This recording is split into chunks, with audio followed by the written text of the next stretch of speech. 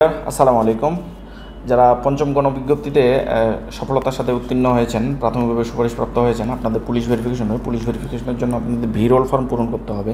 এই ভিরোল ফর্ম পূরণের জন্য আপনারা জানেন যে একটি ইউজার আইডি এবং পাসওয়ার্ড লাগে। ইতিমধ্যে বিভিন্ন ধরনের অনলাইন পোস্ট এবং বিভিন্ন ভিডিওর মাধ্যমে জানেন। অনেকেই আমাকে মেসেজ দিয়ে একটি বিষয় জানতে চাচ্ছে যে ভিরোল ফর্মের ইউজার আইডি এবং পাসওয়ার্ড কী হবে।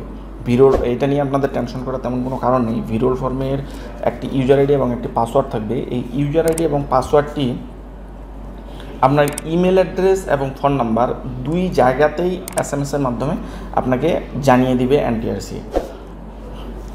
অর্থাৎ বুঝতে পারছেন নিশ্চয়ই, অনেকে এটা নিয়ে অনেক টেনশনে আছেন।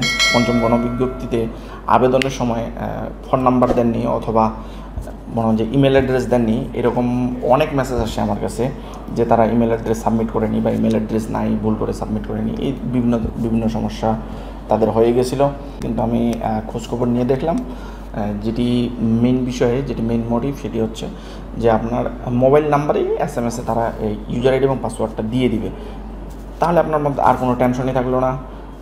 তাহলে পুলিশ ভেরিফিকেশনে ভিরোল ফর্ম নিয়ে আর কোনো টেনশন করবেন না।